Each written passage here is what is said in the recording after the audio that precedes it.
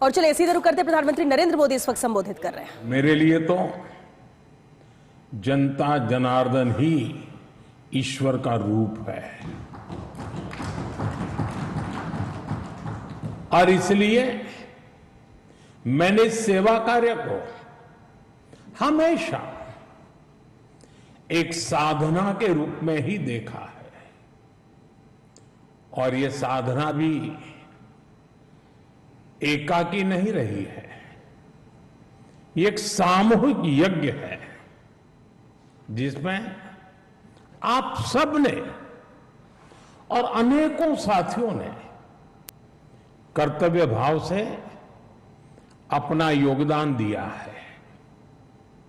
मैं आज इस यात्रा के ऐसे सभी साथियों के प्रति भी अपना आभार प्रकट करता हूं। साथियों, इस अवसर पर एनडीए परिवार के सदस्यों ने एक रिजोल्यूशन भी पेश किया है। ये आप सबकी आत्मीयता और उदारता है, क्योंकि मैं इस यात्रा को अपनी व्यक्तिगत उपलब्धि नहीं मानता हूं। ये हर दृष्टिकोण से हम सबकी सामूहिक उपलब्धि है। ये एनडीए के हर घटक दल की एक समान उपलब्धि है।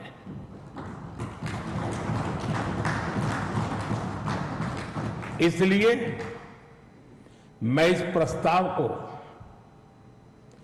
आप सभी को भाजपा समेत हमारे एनडीए परिवार के सभी कार्यकर्ताओं को समर्पित करता हूं। साथियों, भारत की जनता का निरक्षीर विवेक हमेशा अद्भुत रहा है। देश की जनता ने राष्ट्रीय स्तर पर राजनीतिक स्थिरता का महत्व समझा है। ये जनता जनार्दन की परिपक्वता ही है कि उसने लंबे समय तक मुझे इस तरह जनता की सेवा का अवसर दिया। 2014 के पहले के कई दशक बहुत अस्थिरता और उथल पुथल से भरे हुए थे। इसका देश को बहुत नुकसान भी उठाना पड़ा, लेकिन अब देश की जनता एक स्थिर सरकार का काम भी देख रही है और उसकी निर्णायक क्षमताओं की प्रशंसक भी है। मैं आज देश की महान जनता को भी नमन करता हूं। जनता जनार्दन का आभार व्यक्त करता हूं। साथियों, साल 2014 में जब एनडीए की जीत हुई थी, तब मैंने कहा था कि आज देश के सामान्य मानवी में एक नई आशा का उदय हुआ है। इस आशा का, इस उम्मीद का संरक्षण हम सभी का बहुत बड़ा दायित्व था। देश के लोगों ने कांग्रेस के विश्वासघात के बाद अपना भरोसा हमें सौंपा था। मुझे आज संतोष है, गर्व है कि एनडीए परिवार के तौर पर हमने देश के विश्वास को हमेशा और मजबूत किया है।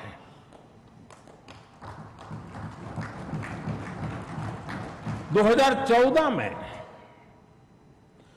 आशा का उदय होता सूरज आज नए आत्मविश्वास के प्रकाश पुंज में बदल गया है। भारत के लोगों ने पहली बार ये देखा है कि जब सही नीयत से सरकार चलती है तो तेज गति से विकास भी होता है। एनडीए सरकार के इन 12 वर्षों में 25 करोड़ से ज्यादा लोगों का गरीबी से बाहर निकलना ये दिखाता है कि हमारी नीतियां सही हैं, हमारी दिशा सही है। ये सफलता आज देश के हर उस व्यक्ति को एक भरोसा देती है कि एक न एक दिन उसका संघर्ष भी खत्म होगा, एक दिन उसके सपने भी पूरे होंगे।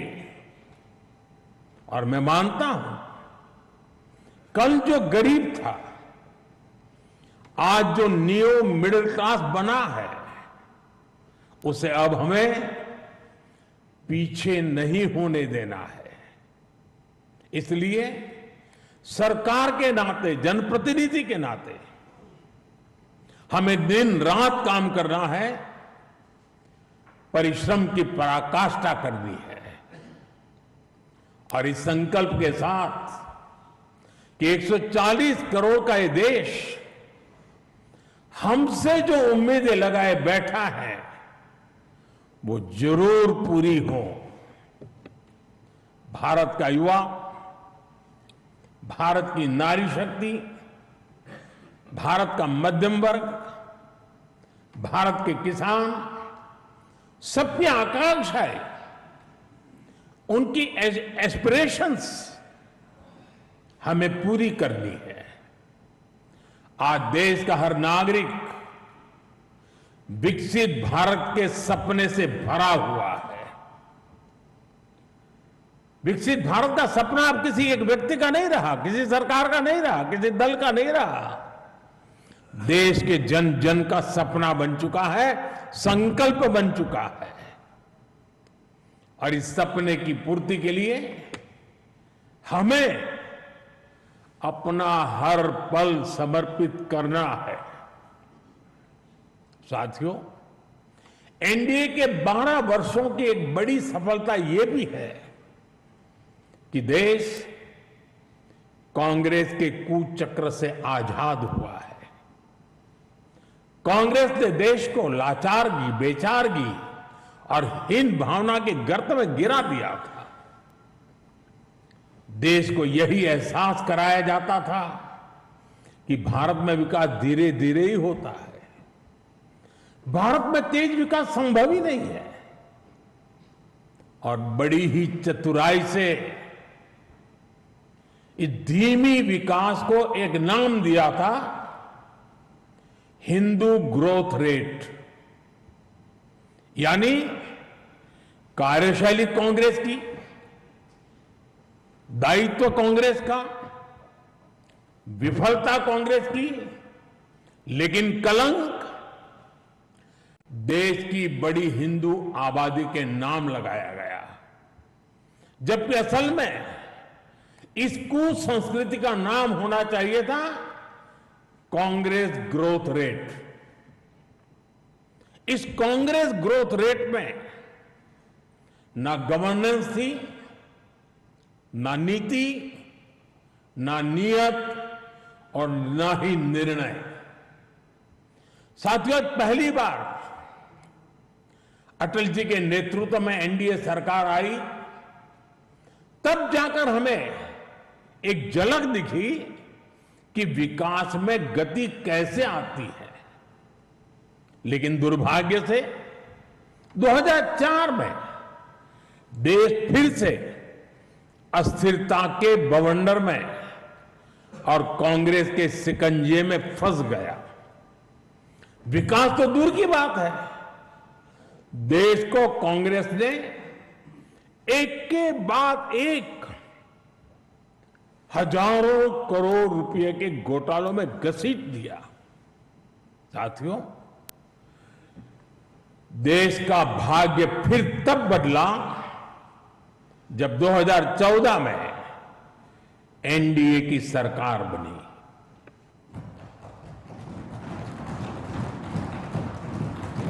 देश ने देखा कि जब नियत, नीति और निर्णय तीनों एक साथ काम करते हैं तो विकास की गति कैसी होती है। देश ने देखा कि जो काम दशकों में होते थे वो काम महीनों में होने लगे। 2014 में 74 एयरपोर्ट से 2026 में 160 से अधिक एयरपोर्ट तक, 2014 में 1000 किलोमीटर एक्सप्रेसवे से 2026 में 6700 किलोमीटर एक्सप्रेसवे तक, 2014 में सिर्फ 5 शहरों में मेट्रो से 2026 में 20 से ज्यादा शहरों में मेट्रो तक, 2014 में 700 करोड़ रुपए डिफेंस एक्सपोर्ट से 2026 में 23,000 करोड़ रुपए के डिफेंस एक्सपोर्ट तक। देश ने बहुत लंबी यात्रा तय की है। साथियों, 2014 में देश में केवल 25 करोड़ इंटरनेट यूजर थे। आज 100 करोड़ से अधिक यूजर इंटरनेट से जुड़े हैं। 2014 में डिजिटल पेमेंट्स ना के बराबर थे। आज भारत डिजिटल ट्रांजैक्शन में नंबर 1 देश है। 2014 में भारत अपनी जरूरत का ज्यादातर मोबाइल बाहर से मंगाता था। आज भारत 33 करोड़ से अधिक मोबाइल हैंडसेट खुद बनाता है।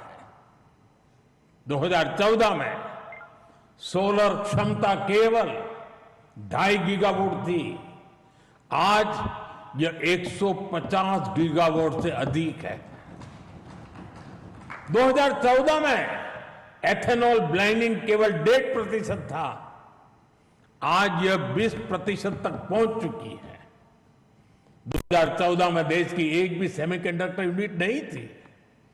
आज देश में बन रही 10 से ज्यादा सेमीकंडक्टर यूनिट्स भारत को आधुनिकता की तरफ ले जा रही है।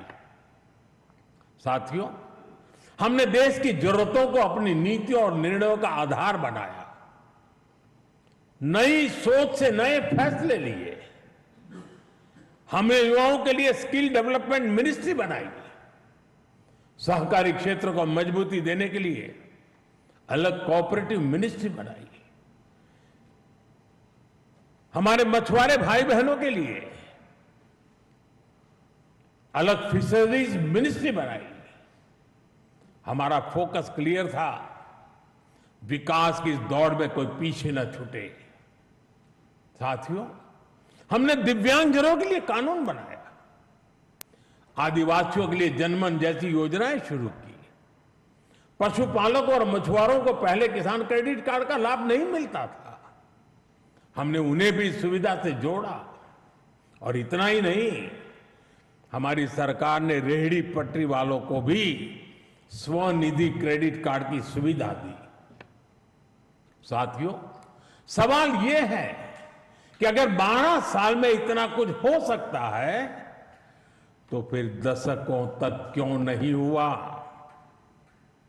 ये कांग्रेस ग्रोथ रेट और एनडीए ग्रोथ रेट का अंतर है।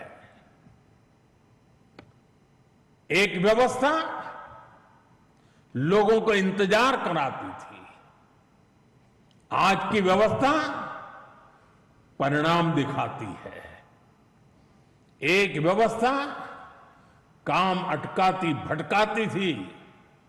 आज की व्यवस्था कहती है काम अभी होगा, समय पर होगा और बड़े पैमाने पर होगा।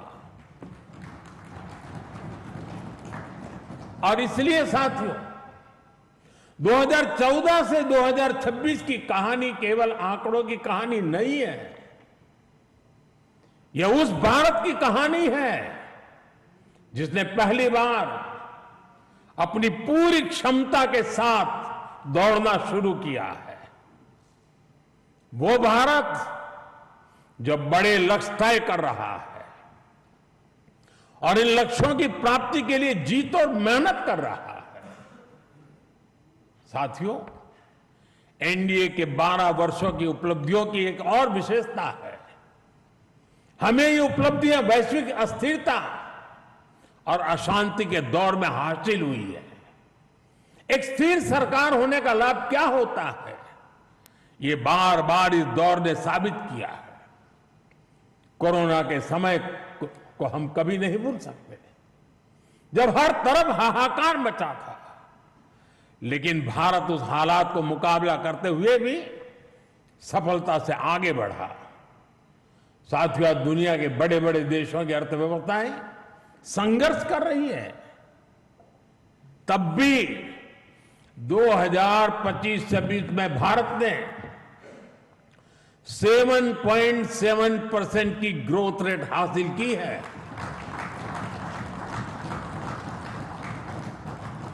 और पिछला क्वार्टर तो जो 31 मार्च को खत्म हुआ, उसमें भी भारत की ग्रोथ 7.8% रही है। ये सफलता इतनी आसान नहीं है दोस्तों। हम फ्रेजाइल 5 के कटघरे से बाहर निकलकर आज दुनिया की तेज गति से आगे बढ़ने वाली अर्थव्यवस्था बन चुके हैं। साथियों, कल के विकसित भारत की गारंटी है आज का आकांक्षी भारत। आकांक्षी भारत के गर्भ में विकसित भारत पल रहा है। आज के भारत की आकांक्षाएं बड़ी हैं, सपने बड़े हैं, इसलिए उसके संकल्प और लक्ष्य भी उतने ही बड़े हैं। देश की इन आकांक्षाओं का वाहक हमारा मिडिल क्लास है, नियो मिडिल क्लास है। इसलिए हमारी सरकार मध्यम वर्ग के एस्पिरेशंस को पूरा करने में लगी है। मिडिल क्लास की ईज ऑफ लिविंग, उसकी क्वालिटी ऑफ लाइफ, उसके लिए नए अवसर और नई संभावनाएं हमने हर फ्रंट पर काम किया है। साथियों, 2014 से पहले मिडिल क्लास कानून की उलझनों का सबसे बड़ा शिकार हुआ करता था। जटिल टैक्स सिस्टम, आमदनी के सीमित स्रोत और टैक्स का बड़ा बोझ, खराब गवर्नेंस की मार, ये सब सामान्य मानवीय के लिए डेली लाइफ की चुनौती होती थी। लेकिन हमें मिडिल क्लास की परेशानियों को समझा, हमने मिडिल क्लास की आकांक्षाओं को समझा और इसलिए आज 12 लाख रुपए तक की आमदनी पूरी तरह से टैक्स फ्री है।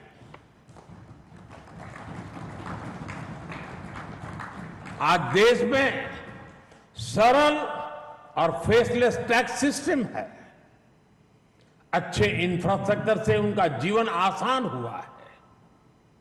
साथियों, बीते 12 वर्षों में मिडिल क्लास परिवार के बच्चों के लिए हर क्षेत्र में नए अवसर बने हैं।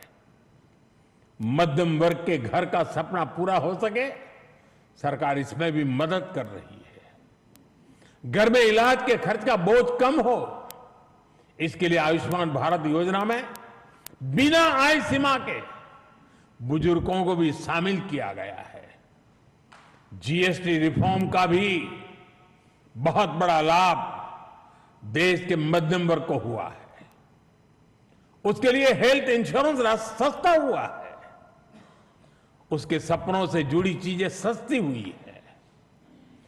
इन प्रयासों का परिणाम है कि आज देश का मिडिल क्लास अनिश्चितताओं से मुक्त हो रहा है। वो भरपूर आत्मविश्वास के साथ देश की विकास यात्रा को गति दे रहा है। साथियों, हमारे लिए दल से हमेशा अगर बड़ा कुछ है तो हमारा देश है। दल से बड़ा देश है। और जब नेशन फर्स्ट, देश प्रथम की भावना से काम होता है तो कोई भी निर्णय कठिन नहीं होता। इसलिए ऐसे फैसले जिन्हें पहले असंभव समझा जाता था, जो देश के सुरक्षित भविष्य के लिए अनिवार्य थे, हमने बहुत ही सधे हुए तरीके से उन फैसलों को भी लिया। पहले सरकारें आर्टिकल 370 की बात करने से डरती थी। हमने उसे खत्म करके पूरे देश में एक संविधान लागू किया। पहले नॉर्थ ईस्ट से बम, बंदूक और ब्लॉकेट जाने का नाम नहीं लेते थे। हमने नॉर्थ ईस्ट में शांति भी लौटाई और स्थिरता भी लेकर आई। पहले भारत आतंक के हमलों के बाद चुपचाप दर्द सहता रहता था। हमने आतंकवादियों पर सर्जिकल स्ट्राइक की, एयर स्ट्राइक की। ऑपरेशन सिंदूर में दुनिया ने भारत का सामर्थ्य देखा। साथियों, पहले मान लिया गया था कि नक्सलवाद, माओवाद अब कभी नहीं खत्म होने वाले हैं, कभी खत्म हो ही नहीं सकते। हमने देश को नक्सलवाद, माओवाद के उस जहर से मुक्त करके दिखाया है। साथियों, महिलाओं को आरक्षण, 3 तलाक के खिलाफ कानून, सीएए का कानून, भारतीय न्याय संहिता, सैनिकों को 1 रैंक 1 पेंशन। एनडीए सरकार राष्ट्रहित में कोई भी काम करने से पीछे नहीं रही और हम सभी को इस बात पर गर्व है। मैं आज देश को फिर आश्वस्त करूंगा, देश हित के बड़े फैसलों का इस सिलसिला और भी तेज होगा, तेज गति से आगे बढ़ेगा। साथियों, बीते 12 वर्षों में देश ने जो कुछ हासिल किया वो दुनिया देख रही है, लेकिन अब हमें अपनी दृष्टि आगे की ओर रखनी है। हमें 2047 के लक्ष्य को देखते हुए उस लक्ष्य को पूरा करने के लिए अपनी स्पीड को और बढ़ानी होगी। हमारा बेंचमार्क अब यह होना चाहिए कि बीते 12 वर्षों में जो स्पीड और स्केल हमारी रही है, उसको हम और अधिक बड़ा और व्यापक कैसे बना सके। आज ग्लोबल ग्रोथ में भारत की हिस्सेदारी लगातार बढ़ रही है। इसलिए भारत को अब ग्लोबल पैरामीटर्स, ग्लोबल कंपटीशन और ग्लोबल पर्सपेक्टिव देखना है। दुनिया भारत से सॉल्यूशन चाहती है। दुनिया भारत में वैश्विक सप्लाई चेन का एक भरोसेमंद पार्टनर देख रही है और हमें दुनिया की इन अपेक्षाओं पर खरा उतरकर दिखाना है। हमें यह समय गंवाना नहीं है और मैं बार बार कहता हूं, यही समय है, सही समय है। साथियों, में फ्यूचरिस्टिक टेक्नोलॉजी में खुद को श्रेष्ठ रखना है। हमें सिर्फ दुनिया जैसा नहीं करना, हमें दुनिया से एक कदम आगे रहना है। अब जैसे एनर्जी सिक्योरिटी है, बीते 12 वर्षों में हमने ऊर्जा में आत्मनिर्भरता के लिए अभूतपूर्व काम किया। मैंने लाल किले से समुद्र मंथन अभियान की घोषणा की थी। ये बहुत ही महत्वाकांक्षी मिशन है। बीते दिनों में ऑयल एंड गैस के एक्सप्लोरेशन को लेकर काफी पॉजिटिव खबरें आ रही हैं। यानी आने वाला समय अनेक संभावनाओं से भरा हुआ है और हमें हर संभावना का पूरा फायदा उठाना है। साथियों, अब हमें 500 गीगावाट रिन्यूएबल एनर्जी के टारगेट को जल्द से जल्द पूरा करना है। सोलर एनर्जी को लेकर तो काम तेजी से चल रहा है, लेकिन अब हमें न्यूक्लियर एनर्जी के लक्ष्यों को भी तेजी से हासिल करना है। अभी हमने दुनिया को दिखाया है कि Bharat fast breeder reactor technology में कितना आगे पहुंच गया है। ये टेक्नोलॉजी हमें न्यूक्लियर एनर्जी में आत्मनिर्भरता की तरफ ले जाएगी। इसी तरह ग्रीन हाइड्रोजन और ग्रीन अमोनिया के मामले में भारत बहुत तेजी से काम कर रहा है। आने वाले समय में ये टेक्नोलॉजी भारत को ग्लोबल ग्रीन एनर्जी मैप में सबसे प्रमुख बना पाएगी और ये नाम बनना पक्का है साथियों। आज बड़े एक्सपर्ट्स भी का भी अनुभव है कि जिन देशों ने मैन्युफैक्चरिंग के पूरे इकोसिस्टम पर 80-90 के दशक में काम किया, उन्हें उसका फायदा इस सदी में मिलना शुरू हुआ। भारत ने 10-12 वर्ष पहले जिस इकोसिस्टम पर काम करना शुरू किया, उसका लाभ अब देश को मिलना शुरू हो गया। 2014, 15, 16 के कालखंड में जो बात नींव डाली गई, उसके फल अब दिखाई देने लगे हैं। भारत तेजी से दुनिया का मैन्युफैक्चरिंग पावर हाउस बनने की ओर आगे बढ़ रहा है। साथियों, energy, minerals, chip, battery storage, space, drone, data centres, quantum computing, artificial intelligence, ऐसे हर सेक्टर, हर टेक्नोलॉजी एक दूसरे से जुड़ी हुई है। ये एक दूसरे की पूरक है। भारत इनके लिए विदेशों पर निर्भर नहीं रह सकता, क्योंकि ये भारत की आर्थिक और स्ट्रेटेजिक हर प्रकार की सिक्योरिटी से जुड़े विषय है। और तभी भारत सेमीकंडक्टर इकोसिस्टम पर इतना फोकस कर रहा है, तभी क्रिटिकल मिनरल्स को लेकर मिशन बोर्ड पर काम चल रहा है। साथियों, शिपिंग सेक्टर में भारत आत्मनिर्भरता के नए लक्ष्यों के साथ आगे बढ़ रहा है। हम एक ऐसे फ्यूचर की तरफ बढ़ रहे हैं जहां हम मेड इन इंडिया शिप पर ट्रेड करेंगे और कंटेनर भी मेड इन इंडिया होंगे। शिप मेंटेनेंस और रिपेयर से लेकर स्क्रैपिंग तक की सर्विसेज भी भारत देगा। यही विजन हमारे एविएशन सेक्टर के लिए है। आज हम made in India transport aircraft बना रहे हैं। वो दिन दूर नहीं जब भारत made in India civil aircraft भी बनाएगा।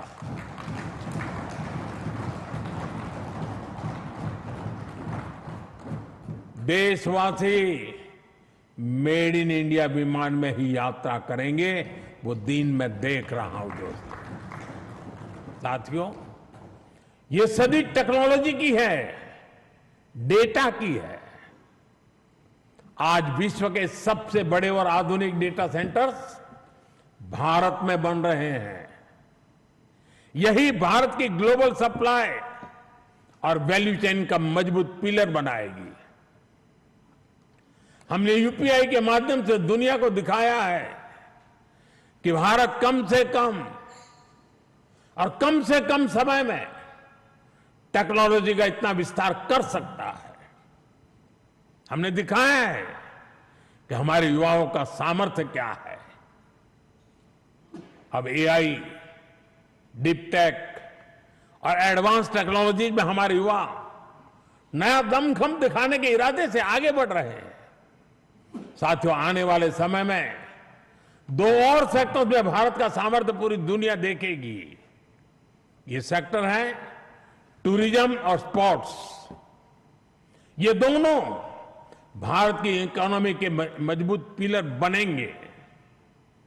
विशेष रूप से कॉन्फ्रेंस, एग्जीबिशन और कॉन्सर्ट के मामले में भारत एक ग्लोबल डेस्टिनेशन बनने के लिए अब पूरी तरह सज रहा है। आधुनिक इंफ्रास्ट्रक्चर से सेक्टर को बहुत पुश मिलेगा और स्पोर्ट्स में तो भारत के युवा कमाल का प्रदर्शन कर रहे हैं और हर दिन उनकी परफॉर्मेंस निखरती जा रही है। भारत दुनिया की बिगेस्ट स्पोर्ट्स लीग की धरती बनता जा रहा है। आने वाले सालों में हमारी ये ख्याति और बुलंद होगी। ओलंपिक्स के लिए हमारी तैयारियां भी भारत की एस्पिरेशन का ही प्रतिबिंब है। हमें छोटा नहीं सोचना है, हमें लक्ष्य ऊंचे रखने हैं और उन्हें प्राप्त करने के लिए पूरी ताकत लगा देनी है। साथियों, आज भारत रिफॉर्म एक्सप्रेस पर सवार होकर तेजी से आगे बढ़ रहा है। हमारे लिए रिफॉर्म कोई कंपल्सन नहीं है, रिफॉर्म हमारा कन्विक्शन है।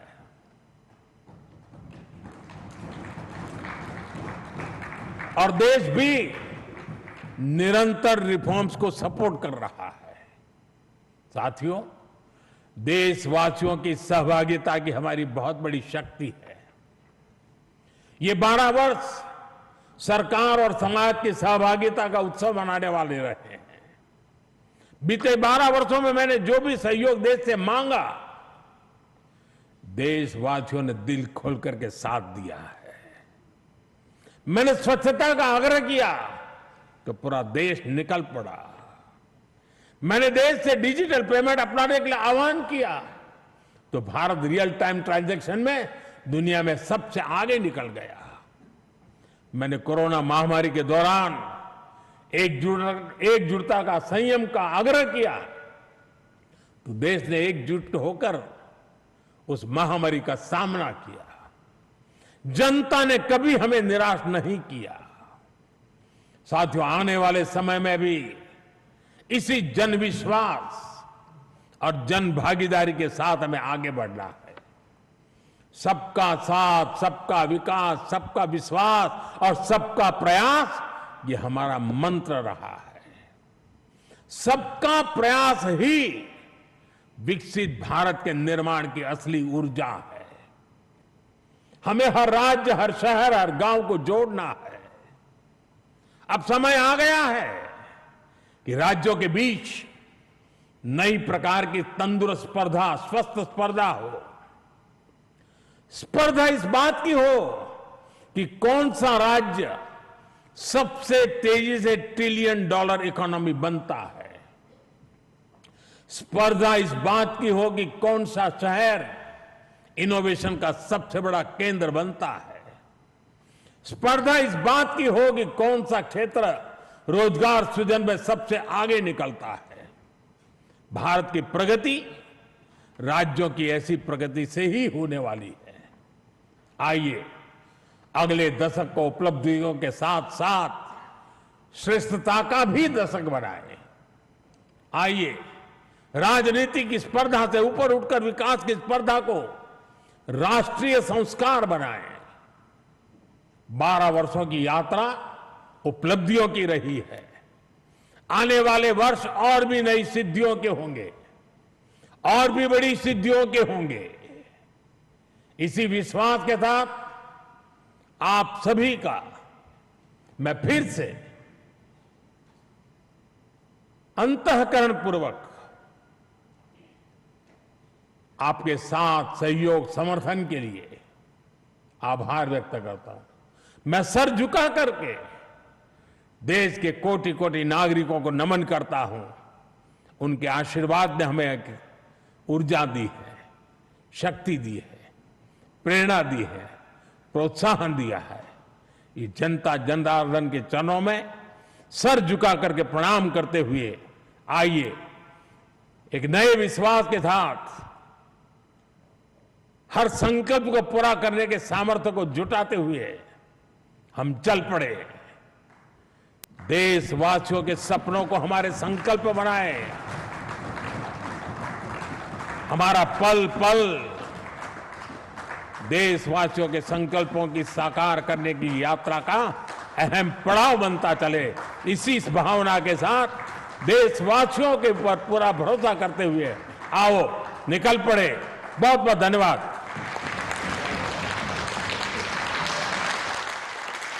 से तो सेवा, सुशासन, समृद्धि के 12 साल पूरे हो चुके हैं और 12 साल पूरे होने के मौके पर प्रधानमंत्री नरेंद्र मोदी का ये उद्बोधन, पूरे देश के नाम संदेश और सीधे तौर पर कहना यह कि एनडीए की सरकार आने से ही बदला है देश का भाग्य।